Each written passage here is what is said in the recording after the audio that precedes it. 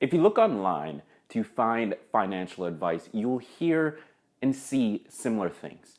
Keep your expenses low and your income high. And the difference between those two equals more money in your pocket. But here's the thing. Making more money is difficult. I know, shocker, right? Most of us earn our money through one approach to revenue, and that is non-leveraged income. But there are two other ways of making money that most of us never get the opportunity to even try. Because one, most of us don't know about it, and two, the ones who do know about it aren't earning enough in non-leverage to be able to even try it. So what are those two other ways of doing it? Well, I don't know the scientific names for them, and so I've come up with my own names, but I'm going to tell you something that I've tried over the past year that I've seen some success with. Not much, I'll make that very clear. I'm not making $1 million here, I'm not making even six figures, but it is something that has worked for me, and I want to share the thought process and the framework with you so that maybe it can work for you as well. It's also something that I'm doubling down on, that I'm trying to do even more and consider even more, because I do think that it is a path to 6, 7, 8, 9 figures. So what are those two other types of income? Well, first, let's talk about the three types of income. So as I mentioned before, we all have non-leveraged income. That is your salaried job, your hourly job. The type of money you make as a direct result to the amount of time you spend. So if you work 9 to 5, that is a non-leveraged source of revenue. You need to be there from at least 9 to 5, and in most jobs it's 9 to 6 or 7 or whatever the time works out to be. You need to be there for that period of time, and you need to be working for that period of time in order to make your salary. If you work an hourly job, you need to be there at whatever time you're scheduled week to week in order to make your paycheck. That's how non-leveraged works. And obviously the issue there is that it's not leveraged. We all have a cap on the amount of time we can spend. So even if we were to not sleep, not eat, not socialize, even if we did basically the impossible, we would still be capped out at 24 hours every single day, which means there would always be a cap on how much we can earn. But there are two other types of income, and this is where real earning potential comes from. So the second type is what I call leveraged income. And this is the type of money that you earn not as a direct result of the hours you spend, but as a result of what you have to leverage. So if you have dollars that you're earning from your non-leverage and you keep your cost of living below whatever it is you're earning, that difference is now money you can use towards creating leveraged income. And this comes in the form of creating a service-based business and outsourcing the majority of the production work to somebody that can do it really well. You know, your boss is using you to create leveraged income for themselves. And so you need to now do that with your own thing. You need to start a business building websites and outsource the web design portion of that business to somebody who can focus purely on that while you drive sales. You need to use the dollars you earn to drive ads to that web design business. You need to start a logo business and outsource logo design to a designer that can handle the production while you drive sales. That's an example of leveraged income. And so then that gives you a little bit more earning potential because the time you spend in that business isn't directly related to what you can pay yourself. You can essentially pay yourself the difference between the revenue you generate, so the total money that you generate in that business, minus the costs of producing that service, so the person you have to pay, minus some other costs, some administrative and costs of acquiring a customer, and all of those things that you need to consider. That leftover chunk, that can go into your pocket. Even if you didn't do 20 hours worth of work, you could theoretically make the amount that you would earn for 20 hours in your current job. And that's leveraged income. You're leveraging the time that other people have because you no longer have any, because you're spending all of it on your non-leveraged. You're leveraging the dollars that you have, and you're putting those two resources together to create a system that drives dollars into your pocket. And then from there, the third group is what I call passive income. Now, quick disclaimer, there's no such thing as actual passive income. That is a ridiculous statement. But there is essentially hyper leverage. That's what passive comes down to. Is it's the same as leveraged income, but it's put on overdrive.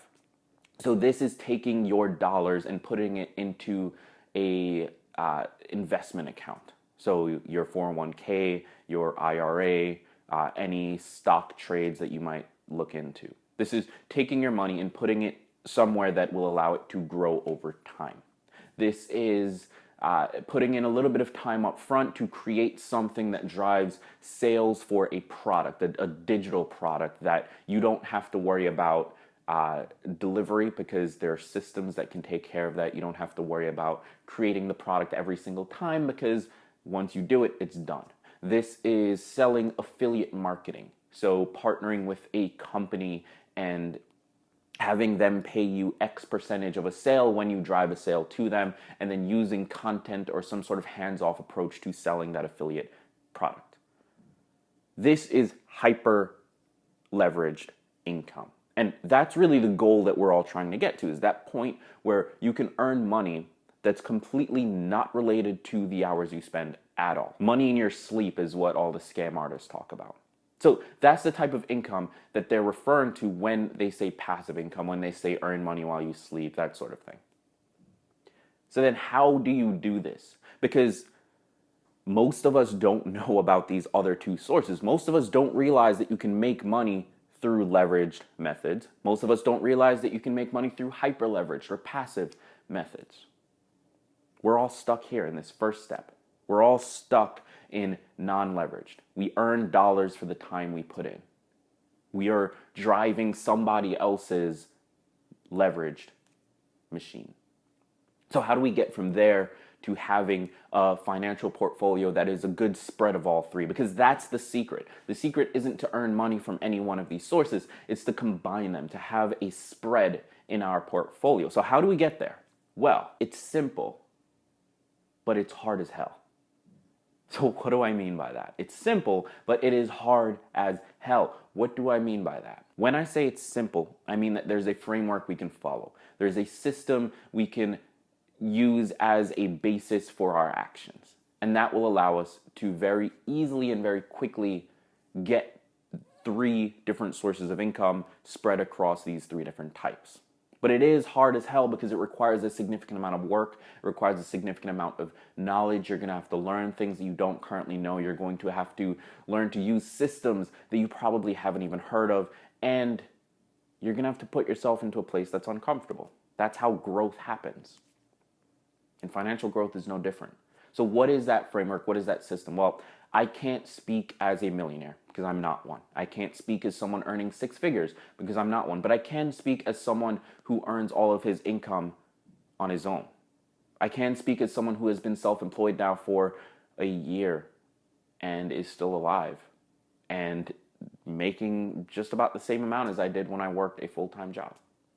So this is the framework that I've used. This is how I've thought about my financial portfolio. And this is the system I'm going to be doubling down into. So here's how it works. First, you have the non-leveraged income. And your job here is to maximize the amount that you can make given the hours that you have and the effort that you're able to put in and your personal cap on energy and attention and all of those things. You need to maximize this area. And so number 1, having a job is a good thing. There's a lot of entrepreneurs out there that say, oh, if you have a job, shut up. Just stop. Having a job is a good thing because it already puts you in a place to maximize that non-leveraged income. And we all need that to move into the other places. So if you want to gain any kind of wealth and financial stability, you need to consider having a job. It's that simple. So find a job that allows you to earn whatever base amount you need. So figure out what your costs every month is. Try to figure out how you can lower that as much as possible, because you're going to need that difference. And then find a job that matches that. From there, you then need to look at the available hours each week, the available energy each week, and find other opportunities. So this can be freelancing, this can be using different services like Fiverr or whatever the case. Just find different opportunities to maximize that even more. For me, that has been doing consulting work on the side. For Rachel, she's doing tutoring. So just maximize the available hours that you still have outside of that first sort of tier of having a job. So that's the first step. Maximize your non-leveraged income. Get to your absolute cap where you can no longer put anything else in. Once you're there and you've kept your costs each month low, you now have a gap. And that's what's going to allow you to move into the second stage. You need that gap between how much you earn and how much you spend. It's not enough to just have the gap, though, because now you need to leverage it. So you have some finances. Maybe that's 200, maybe that's 300, maybe that's 400. You have a comfortable level of being able to pay your bills every month, being able to eat every month, and not having to worry about where like things are going to come from, where rent's going to come from. Like, you need to get to that point first, but once you're there, create a little bit of a gap, and it can be very small. It can be 250, it can be 100, it could be 200, whatever it is, just very small gap. Take those dollars and put it into slowly building out a leveraged income model. Find a service. Find something that you can sell, something that is in demand that you can sell, and then find somebody who can produce that thing. Charge your service based on a higher price than what you're able to get it produced for, and then take that difference, and that's your leveraged income.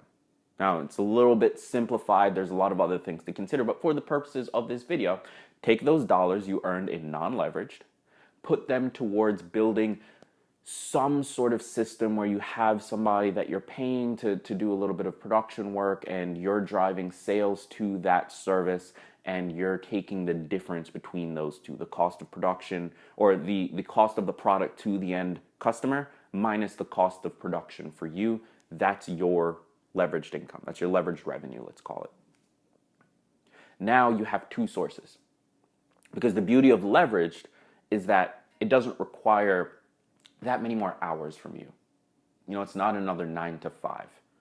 And there, again, there'll be plenty of entrepreneurs out there saying, hey, you need to, hustle and put all your time into this and do that. And it's like, listen, that works for them and their business. That's something they're passionate about. That's phenomenal. Build that, do their thing. I'm not talking about that. I'm not talking about building a business that you're massively in love with and want to change the world with. I'm talking about your finances. How do you go from where you currently are, struggling month to month, in debt, all of those things, to earning more in your non-leverage, using that difference, that gap, to create some leveraged income that boosts your overall earning potential. So now you're earning even more than what you were before, and now the gap gets bigger, and then taking that gap, that financial gap, those dollars that aren't currently being used, and putting it towards some passive stuff, so investments, so affiliate marketing, so creating systems that just drive more sales and more sales and more revenue and more revenue and more income and more income. And that all goes into your pocket and allows you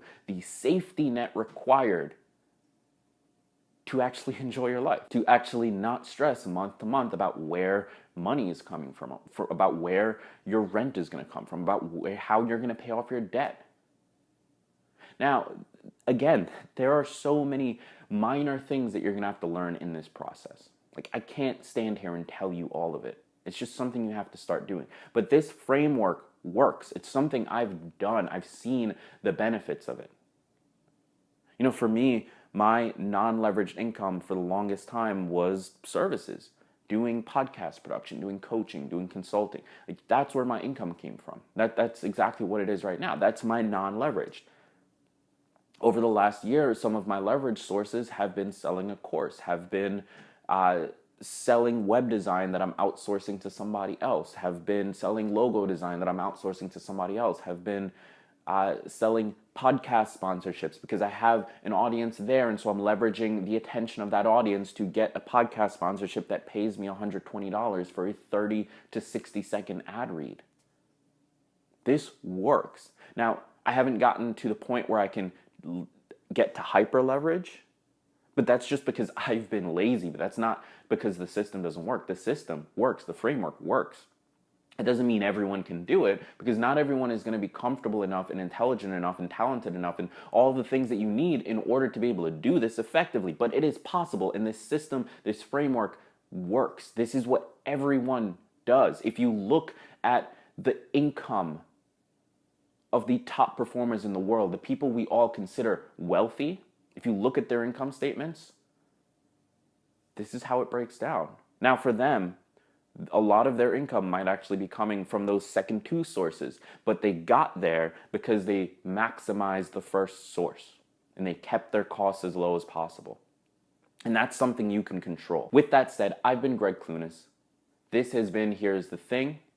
I want to invite you to leave a comment below. I want to hear your thoughts on this. Is this something you've leveraged for yourself? Is this something that you've ever thought of? Is this new to you? Like, I'm curious. Where are you in this spectrum?